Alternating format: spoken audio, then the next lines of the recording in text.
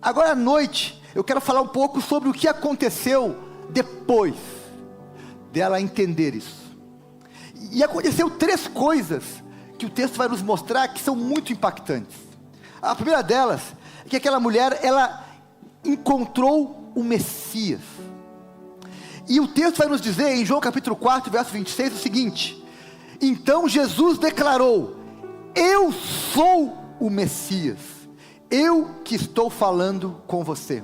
Meus irmãos, poucas vezes no Novo Testamento Jesus fala claramente que ele é o Messias. Muitas vezes ele fala de forma indireta.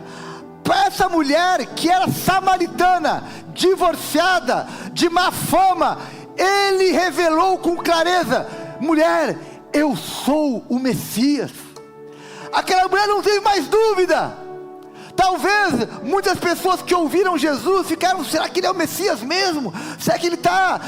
Será que eu entendi certo? Será que ele é só um profeta? Para aquela mulher, Jesus se revelou de uma forma plena. Ele disse: mulher, eu sou o Messias.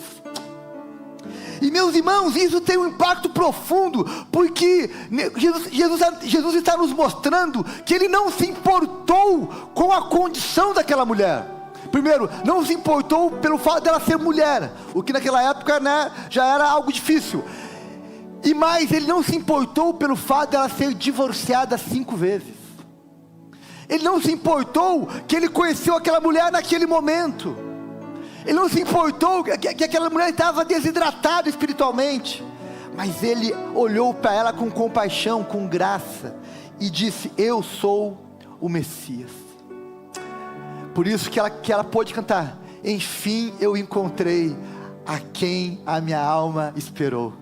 Porque ela também, como judeu, esperava pelo Messias, o Salvador. A fé daquela mulher era a fé de que um dia eles encontrariam o Messias. Bem, aquela mulher encontrou o Messias num lugar improvável.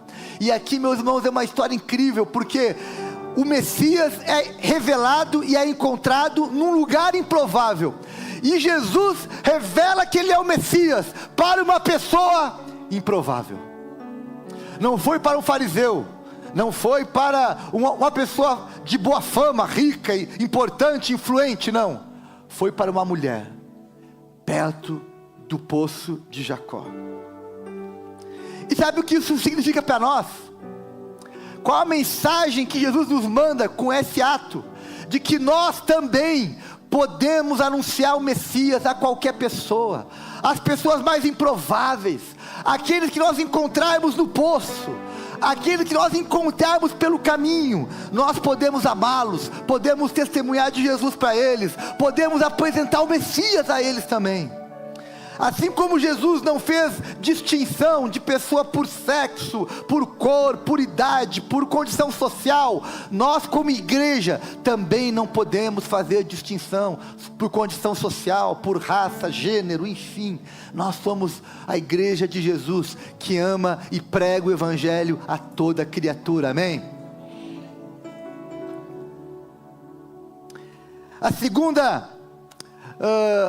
O segundo impacto daquele encontro foi que aquela mulher, ela encontrou, sabe o que mais? Ela encontrou a sua identidade. Lembra que essa mulher era uma mulher de autoestima baixa, uma mulher que tinha tido já 5 divórcios, já tinha sido abandonada 5 vezes, uma mulher que não tinha amigos, que andava sozinha, que ia buscar água sozinha, que estava abandonada, esquecida, enfim. Aquela mulher naquela conversa com Jesus, aquela mulher naquela conversa, ela encontrou o seu valor.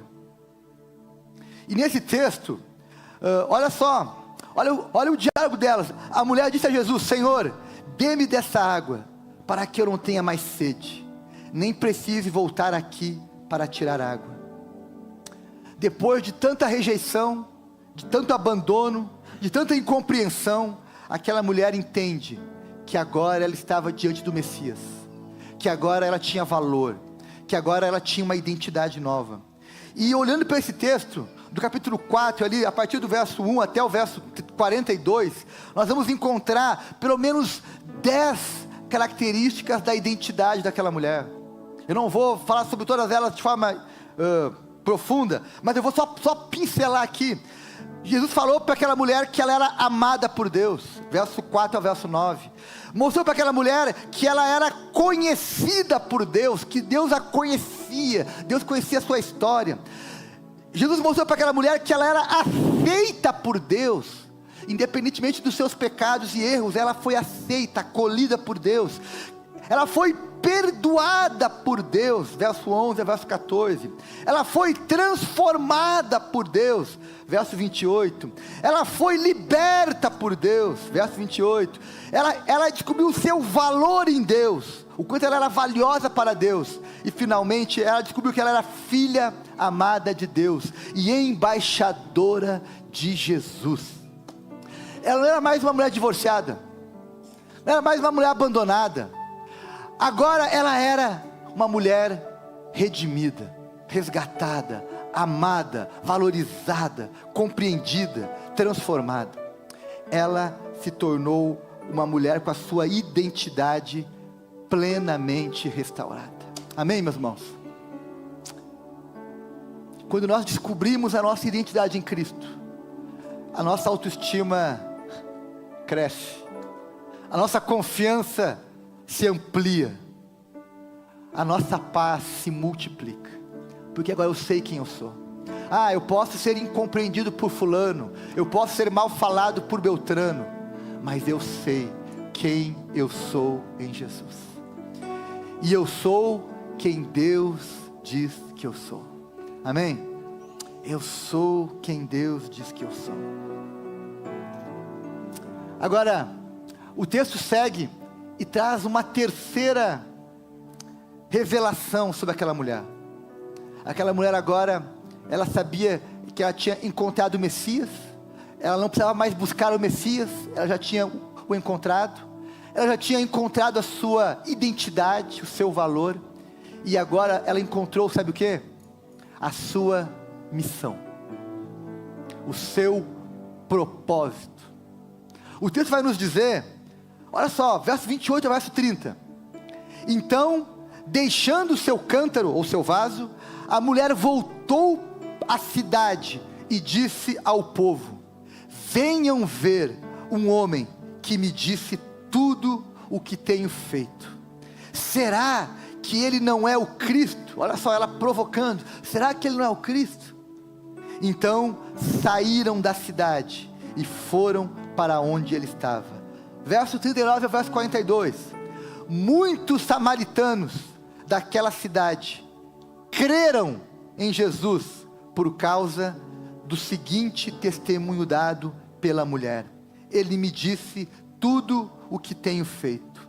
Assim, quando se aproximaram dele, os samaritanos insistiram em que ficasse com eles, e ele ficou 2 dias, e por causa da sua palavra, muitos outros samaritanos creram, e disseram à mulher, agora cremos, não somente por causa do que você disse, pois nós mesmos o ouvimos, e sabemos que este é realmente o Salvador do mundo. Aleluia! Aquela mulher, ela recebeu uma verdade, e repartiu com seus povos. Aquela mulher recebeu uma revelação de Deus, e repartiu com outras pessoas. Meus irmãos, nós temos falado aqui na Sião esse ano, que esse é ano de receber e repartir. Aquilo que Deus colocar nas tuas mãos, reparta com outras pessoas. O conhecimento que você recebe de Deus, reparta com outras pessoas. Os testemunhos que Deus te proporciona, reparta com outras pessoas. Reparta. Aquela mulher repartiu com o seu povo, e muitos creram, e por causa dela, muitas pessoas foram alcançadas por Jesus. Meus irmãos, Jesus, na sua onisciência, quando ele parou naquele poço, ele parou por causa de uma mulher. De uma mulher. Jesus mudou a sua agenda para encontrar com aquela mulher. Meu irmão, não importa onde você está, Jesus vai parar para estar com você. Jesus sabia que aquela mulher ferida, sem amigos, rejeitada por 5 homens. Aquela mulher talvez cansada, amarga, tinha um potencial. Jesus é capaz de olhar além das aparências. E ele sabia que aquela mulher, ela iria multiplicar a mensagem com outras pessoas. Ele investiu nela, ela foi lá e trouxe muitos outros, que acabaram ouvindo, conhecendo Jesus e se convertendo. Ei, olha para mim aqui agora. Jesus conhece o teu potencial. E Ele sabe que você pode ser um multiplicador do Evangelho. Ele sabe que você pode ser usado por Ele de modo extraordinário e poderoso. Ele sabe disso. Por isso que Ele te encontrou. Por isso que Ele te resgatou. Por isso que Ele te redimiu. Amém, meus irmãos? Alguns chamam essa mulher de mulher sem nome. Ela é conhecida por muitos como a mulher samaritana. É tipo assim, a mulher do pastor, né? Ninguém sabe o nome dela, né? Ninguém sabe a sua identidade. Mas a história da igreja deu a essa mulher um nome. Há registros históricos que essa mulher, logo em seguida daquele encontro com Jesus, ela se batizou. E quando ela se batizou, ela ganhou um novo nome. E segundo historiadores, o nome que ela ganhou foi o nome de Fotina, ou Fotine para os italianos, os romanos. E essa mulher, dizem os historiadores, que ela passou a seguir Jesus de perto. Ela, assim como outras, passaram a seguir Jesus por onde ele ia. E ela se tornou uma mulher importante na equipe de Jesus. Os historiadores dizem que essa mulher estava no Pentecostes, em Jerusalém. Ela estava com os outros apóstolos e discípulos de Jesus, esperando o revestimento do Espírito Santo. E no Pentecostes, ela está lá. E ela recebe o Espírito Santo. E sabe o que ela faz? Diz os historiadores, essa mulher, ela seguiu para a África. E ela foi para Cartago, hoje onde fica a Tunísia. E ela começou a pregar o Evangelho em Cartago.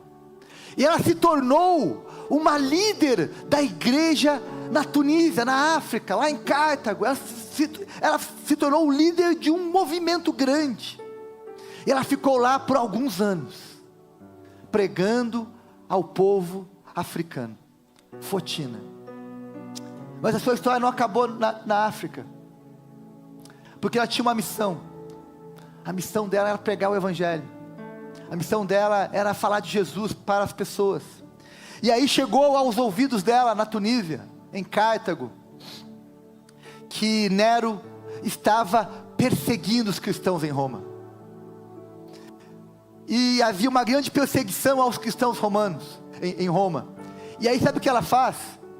Em vez dela ficar em Cartago, que estava bem tranquilo, estava bem de boa, ela resolve sair de Cartago e ir para Roma para pregar a Nero.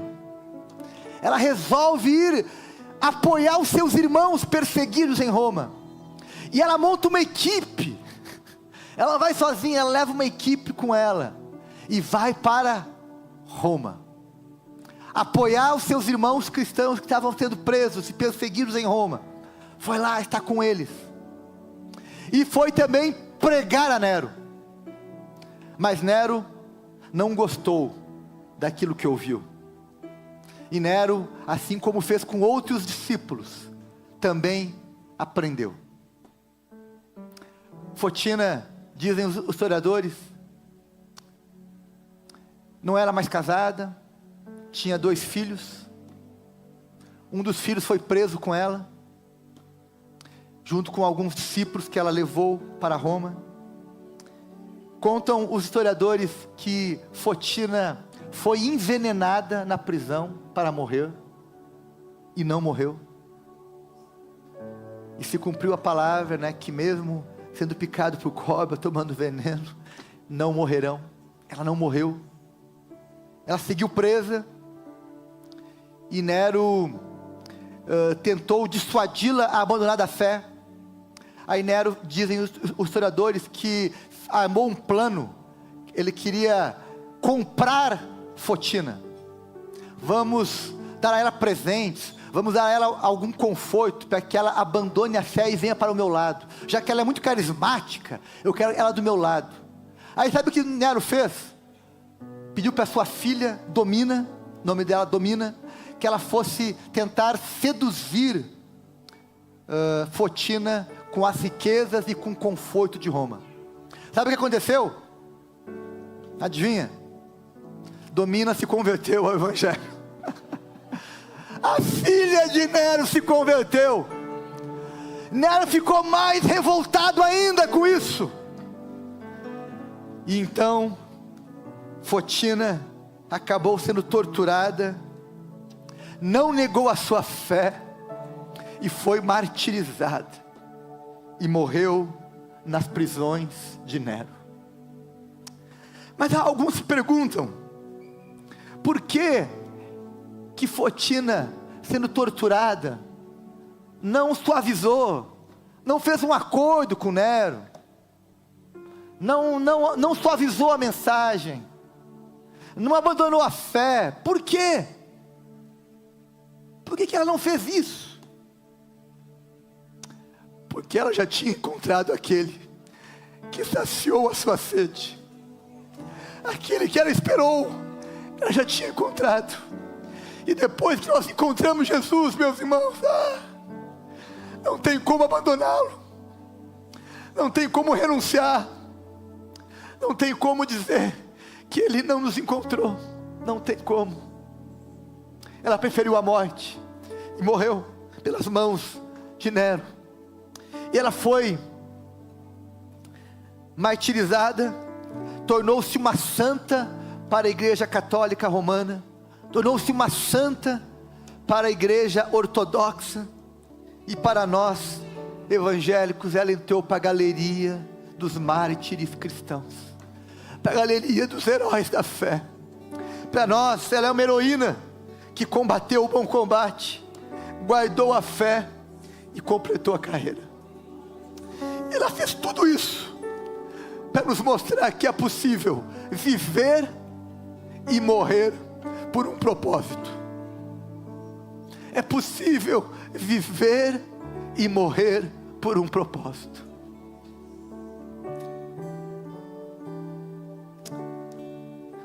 Olha para mim aqui, meus irmãos. Eu não sei se você é alguém que tem medo da morte.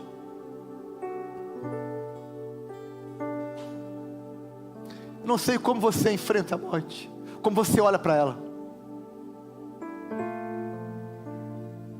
Mas a história da fé, a história dos mártires, nos manda uma mensagem, que aqueles que já encontraram a quem a sua alma esperou, não devem olhar para a morte com medo.